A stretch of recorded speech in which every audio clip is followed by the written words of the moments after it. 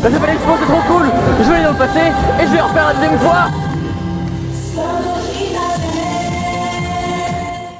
Alors salut, on est aujourd'hui accompagné du créateur du jeu Hop The Ultimatest Battle. On va peut-être le laisser se présenter pour commencer et ensuite il va nous parler un petit peu de son jeu.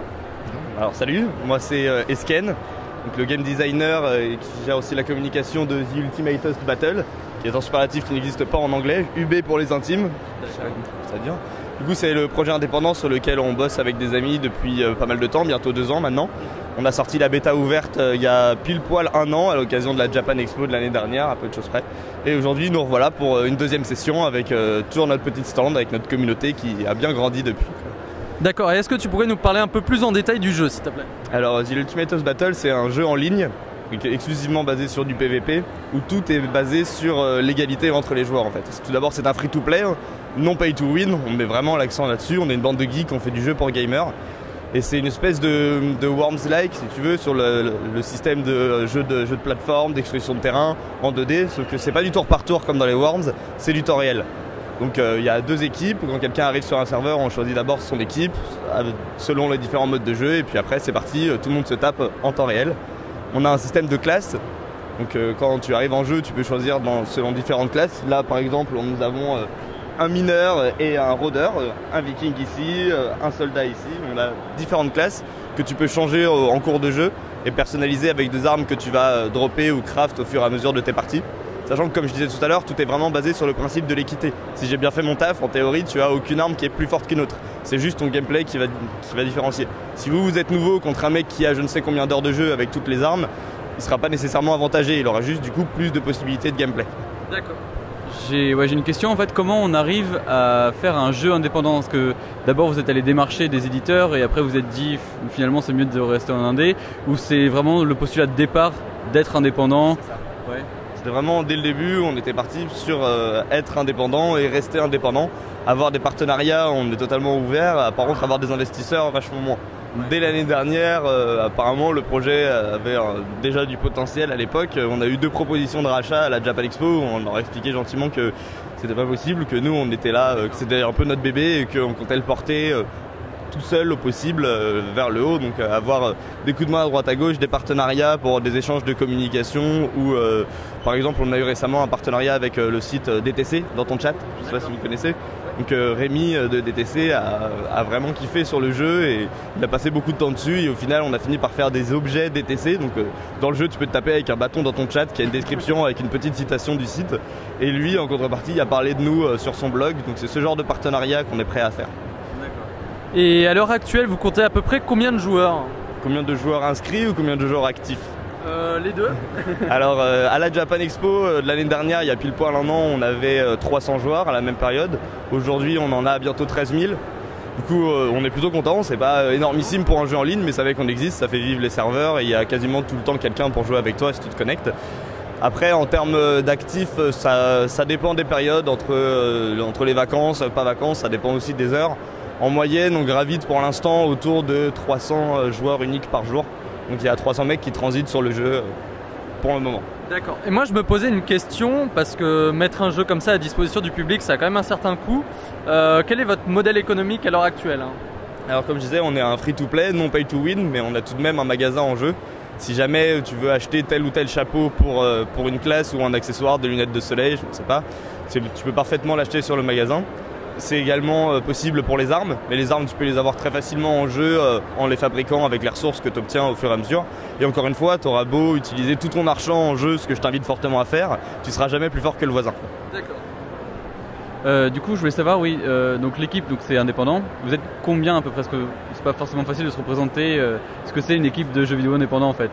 Bah à la base on était 3, ouais. Moi en game design communication, un pote développeur et un ami graphiste animateur. Donc on s'est lancé là-dessus et au bout de 6 mois de boulot sont venus se greffer un deuxième développeur, une deuxième graphiste. J'ai un pote qui m'aide à faire la com et qui fait tout ce qui est design d'interface et un sound designer qui fait tout ce qui est musique et tous les sons du jeu. Donc aujourd'hui on est 7 au total, dont 5 vraiment à plein temps. On a quitté chacun nos tafs et nos études respectives histoire de se mettre à fond sur le jeu. D'accord. Et le jeu est à l'heure actuelle disponible donc sur PC. Est-ce que vous avez prévu de le mettre à disposition sur d'autres plateformes? Alors pour l'instant c'est PC Mac parce qu'on a une application R, donc c'est pas possible d'y jouer sur Linux parce que Adobe a abandonné le développement de R pour Unix malheureusement. Et on avait déjà pensé plusieurs fois du coup à songer à le mettre, à le passer pour Xbox ou PS3 qui essaye de vachement plus s'axer sur les jeux indépendants en ce moment. Mais malheureusement, avec notre problème de notoriété, qui pour l'instant n'est pas très élevé, on a déjà du mal à remplir les serveurs sur ordi. Et si jamais on met des serveurs sur PS3, ce sera des serveurs totalement indépendants des autres. Du coup, il faudra tout recommencer à zéro à peu de choses près. Sans parler des modifications qu'il faut faire en termes de code, en termes de gameplay, parce que pour l'instant, ça se joue au clavier souris. Même si on a prévu le gameplay à la manette, il n'est pas du tout en place pour le moment. Et en termes de plateforme, à long terme, on espère, une fois qu'on sera passé en anglais, s'il y a moyen de moyenner, d'avoir évidemment le jeu sur Steam.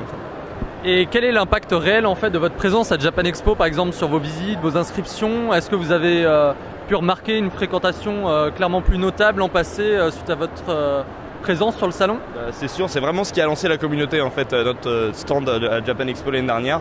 On a fait pas mal de petits salons, donc moi, à titre personnel, je me balade un petit peu partout dans toutes les conventions pour présenter le jeu. Et dès qu'on peut avoir un stand, on en a un. Mais la Japan Expo, c'est quand même le plus gros événement geek de France.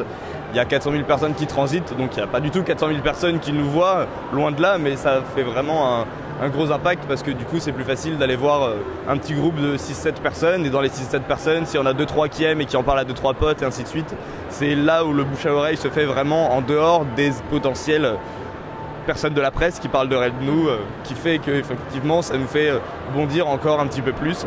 Du coup forcément après un salon comme la Japan Expo, l'activité sur le jeu elle est quintuplée pendant une certaine période et elle est forcément au final plus grande qu'avant le salon. Vas-y. Tu nous disais tout à l'heure donc que le jeu était en version bêta, c'est bien ça? Quand est-ce que la version définitive devrait sortir et quelle est la participation que vous attendez des fans sur les retours pour l'amélioration du jeu de la part de la communauté en fait, peut-être sur un forum ou ailleurs? On a déjà un forum, on est relativement proche de notre communauté. On invite fortement les joueurs à nous dire, à nous signaler dès qu'ils voient un bug, un comportement d'un joueur qui est pas terrible ou même à proposer des idées. Donc bien évidemment on ne peut pas tout prendre, on a déjà des choses qui sont prévues à l'avance, mais on essaye de rester au plus possible proche de notre communauté pour donc ça, moi par exemple pour le game design je suis obligé vis-à-vis de l'équilibrage, il y en a certains qui trouvent telle ou telle arme abusée, alors soit je débat avec eux pendant très longtemps pour leur expliquer que ce n'est pas le cas, soit au final on trouve qu'effectivement il y a un petit truc qui va pas et du coup on doit faire certains retakes. Et du coup notre communauté elle est déjà exactement comme on la souhaite en fait, elle est très active. On a certains joueurs qui sont tellement passionnés du jeu et tellement des good guys qu'on les a passés modérateurs et en qui on a totalement confiance de gérer la communauté en jeu sans même que nous on soit présents. Et à côté de ça, pour ce qui concerne la sortie de la bêta, c'est un peu difficile à prévoir. Au début on voulait pour début 2015, mais ça risque d'être un petit peu plus tard étant donné qu'on a une to-do list qui est relativement longue comme 6 fois mon bras et que chaque contenu prend énormément de temps, il faut établir un ordre de priorité. Et du coup, à partir du moment où on aura fini tous les contenus que je considère comme essentiels au jeu, sachant qu'on continuera toujours à alimenter en armes, en objets, avec quelques nouvelles maps une fois que la bêta sera terminée. Mais on attend au moins d'avoir la totalité des classes, au moins un certain nombre de gameplay possibles par classe, encore 1 ou 2 modes de jeu, des nouvelles maps, le système de guild, le système de succès. On a encore pas mal de choses à mettre en place avant vraiment de pouvoir se lancer, sans parler des bugs, parce que là on est encore en bêta, donc les joueurs sont relativement indulgents. Quand on rajoute un nouveau contenu, s'il y a 2-3 bugs qui viennent en même temps, c'est presque normal parce qu'ils sont là pour bêta tester. À partir du moment où on sortira de la bêta, les joueurs sont relativement moins indulgents. Du coup il faut que le jeu soit beaucoup plus rodé en termes de performance, optimisation, etc.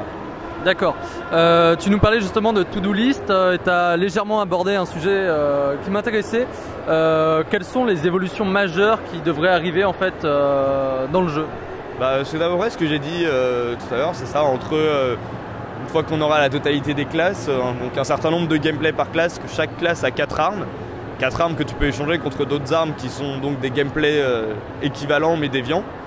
Et on aimerait avoir en moyenne 7 gameplays différents par arme par classe. Et à partir de ce moment-là, il y aura aussi tout le système de succès, histoire de pouvoir avoir des titres, un certain nombre d'armes, un certain nombre de chapeaux, sans avoir spécialement à passer par le magasin, parce qu'on essaye de limiter au maximum la contrainte.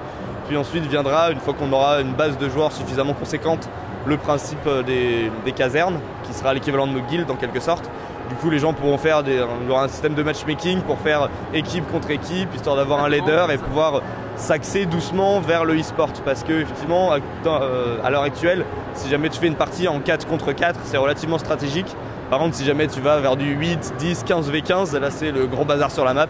Et tu comprends pourquoi le jeu s'appelle Ultimatest Battle, qui est un superlatif qui n'existe pas en anglais. D'accord, donc on peut jouer jusqu'à 15 contre 15, c'est bien ça? Ah, ça dépend des maps et des modes de jeu. C'est pas du tout le même gameplay quand tu joues en 3 contre 3 et en 15 contre 15. Ça devient tout de suite vachement plus de l'esquive que du skill à proprement parler. Mais ça fait aussi partie du jeu. D'accord. Du coup, donc tu parles de to-do list, pareil, donc avec beaucoup de choses à apporter au jeu. Est-ce que du coup, The Ultimatest Battle, c'est difficile à dire, c'est l'œuvre de toute une vie, ou est-ce qu'il y a aussi d'autres projets dans les sacs de... c'est quoi le nom de l'éditeur déjà? Edio Games, voilà. C'est le point de départ, on va dire. C'est vraiment le jeu sur lequel on se base pour l'instant et sur lequel on mise un peu tout. Mais c'est pas du tout le seul projet de jeu auquel on a pensé. On aimerait bien en sortir d'autres. On a 2 sur lesquels on hésite, mais ça va dépendre en fait par rapport à nos effectifs, par rapport aux revenus qu'engendre ce jeu-là, savoir si, par exemple, pour faire vivre le studio, en attendant que le jeu soit rentable, sachant que c'est un free-to-play, donc le panier moyen d'un joueur est vraiment très très bas, et pour qu'on soit un minimum rentable, il faut juste énormément de joueurs qui payent donc pas beaucoup chacun, voire pas du tout. Pour ceux qui payent 0 € et d'autres qui payent 20 €, ça fait une moyenne de 1 € par joueur au final. Pour l'instant, on fait donc de la prestation de service en attendant que le jeu suffise à faire vivre la boîte, et à partir du moment où on aura suffisamment de trésors, on pourra décider de se lancer dans un autre gros projet de jeu. Parce qu'à la base, on en avait un autre qui était tellement énorme qu'on s'est dit c'est pas possible de réaliser avec aussi peu d'effectifs. Donc on va partir sur un projet de jeu plus petit. Et il se trouve que le projet de jeu plus petit, peut-être faute à cause de ma soif de game design, mais c'est devenu un projet pas si petit que ça, avec énormément de contenu qui nous prend donc largement notre semaine. Les autres projets de jeu qu'on a sont d'autant plus conséquents, et on attend d'être sûr que celui-là tourne de lui-même avec un minimum de contenu à rajouter, même si on continuera à faire de l'entretien avant de se lancer vraiment à 100% dans un autre projet de jeu. Mais oui, c'est prévu. D'accord. J'ai encore une autre question du coup. Donc là, vous avez actuellement un stand à Japan Expo où donc on peut s'essayer à 3 contre 3. Est-ce que vous allez renouveler peut-être bientôt dans une autre convention, un autre lieu? L'année dernière, on a fait le TGS, qui a été une super bonne surprise pour nous. Donc beaucoup moins de monde qu'ici, mais hyper accueillant. L'organisation du festival hyper sympathique, hyper bien placé. En plus, on avait vraiment un stand top. C'est pas hyper cher pour ce que c'est. Donc on pense être là à la TGS. Je ne peux rien vous promettre parce qu'on n'a pas encore le papier officiel avec la signature du salon, mais je pense être présent au TGS, oui. Et de manière générale, même si jamais on ne peut pas avoir de stand à un salon, la plupart du temps, que ce soit à Paris Manga, Japan Party ou n'importe quoi, j'essaye de moi y venir plus ou moins clandestinement avec mon petit tas de flyers, histoire de faire coucou aux gens, genre salut, j'existe. Okay. Moi je suis toujours assez fasciné par cet essor qu'il y a actuellement du jeu indépendant en fait. Est-ce que tu aurais quelques coups de cœur en jeu indé, je sais pas, peut-être du Limbo, du Journey ou d'autres choses, ou des choses un peu plus confidentielles? Est-ce que tu aimerais peut-être nous parler d'un jeu en particulier? Alors là, tu me prends un peu de cours, je saurais pas. Tu m'as donné l'exemple de Limbo qui fait partie de mes petits coups de cœur effectivement de l'année dernière par rapport à sa patte graphique, au jeu d'énigmes que j'aime beaucoup, et où en fait c'est ce que nous aussi on essaye de faire en tant que projet indé. En fait, on en a eu un petit peu marre de manière générale du pay to win de manière générale, donc qui a sali le mot free to play, parce qu'aujourd'hui quand je dis à quelqu'un qu'on a un free to play, tout de suite dans leur tête ça résonne pay to win, alors que pas du tout, c'est pas censé être le cas. Et également aux jeux à licence, aux grosses boîtes qui font simplement des jeux avec un potentiel monstre mais mal exploité. Et c'est ce qu'on supporte pas du tout, et c'est ce qui fait que même la communauté des joueurs en ce moment se tourne vachement plus vers les jeux indépendants, parce que le jeu indé va plus à essayer de gratter au maximum et d'exploiter son potentiel à fond, comparé à certains jeux qui ont, je ne veux presque pas citer de nom, mais c'était un exemple. C'est-à-dire la dernière fois j'avais testé Prototype, qui pour moi est un jeu avec une liberté de mouvement de dingue et des possibilités presque infinies, mais au final tu as joué 1 heure, tu connais tout le jeu parce que c'est hyper redondant et c'est un potentiel mal exploité, et c'est ce pourquoi nous on a décidé de on trouve pas de jeu à notre goût, alors on n'a qu'à faire le nôtre, et le nôtre il sera bien dans le sens où on va essayer vraiment de pousser nos délires à fond pour bien exploiter toutes nos possibilités, quoi. Et au cours des derniers mois et dernières années, en fait, pas mal de projets de jeux indépendants se sont développés en fait grâce au crowdfunding, donc via des sites comme Ulule, Kickstarter. Est-ce que vous avez déjà pensé passer par cette voie pour essayer de développer au maximum votre projet? On y a pensé, ouais, on y a songé plusieurs fois, à plusieurs reprises. J'ai même un contact direct avec le patron du LUL, très sympathique, qui nous a dit qu'il n'y avait pas de problème dès qu'on voudrait faire du crowdfunding. Sachant que pour le moment, c'est aussi vis-à-vis de nos joueurs, on veut vraiment rester sur de la transparence, leur expliquer absolument pourquoi on fait quoi, qu'est-ce qu'on fait, dans quel but, à quoi va servir leur argent si jamais ils l'utilisent, enfin si jamais ils investissent. Et du coup, on fera probablement, si jamais on a un salon très cher et qu'on n'a pas les moyens de les faire, là par exemple la Japan Expo, ça a été limite étant donné le prix du stand et le prix du salon de manière générale, parce que le stand en lui-même coûte cher, plus l'électricité, plus les passes, étant donné qu'on est une team de 7 et ainsi de suite. Mais là on avait de quoi le faire, du coup ça ne nous semblait pas essentiel de demander aux joueurs un petit coup de main. Mais lorsqu'on sortira de la bêta, si justement on veut pouvoir tous se mettre à fond dedans, voir commencer un autre projet de jeu, éventuellement payer plus de serveurs, payer plus de matos ou n'importe quoi, on fera une plateforme de crowdfunding où on justifiera vraiment pourquoi est-ce qu'on a besoin de tel et tel argent pour quel et quel projet, ou simplement pour la sortie de la bêta si on veut faire une campagne de communication digne de ce nom, parce qu'encore une fois il suffit de pas grand chose pour tester le jeu, il suffit juste d'en avoir entendu parler, c'est un jeu gratuit qui pèse rien, qui se télécharge en 3 secondes. Du coup on se dit pour une grosse campagne de communication plus la sortie officielle du jeu de sa phase de bêta à sa phase de release officielle, là on pourrait éventuellement se permettre de faire une plateforme de crowdfunding, ouais. Probablement sur Ulule d'ailleurs. Ok. Tu avais peut-être une dernière question? C'est bon pour moi. D'accord, bah on te remercie beaucoup pour cette interview. Merci. Et j'espère que vous serez nombreux donc à tester UB, donc que vous retrouvez sur Eido Games. À chaque fois j'ai envie de dire. Voilà. Ouais, c'est pas facile à dire. Bref, soyez nombreux à tester ce jeu et j'espère qu'il vous plaira. Pour notre part, je crois qu'il nous a pas mal plu. Oui, c'était très fun. Ok, salut!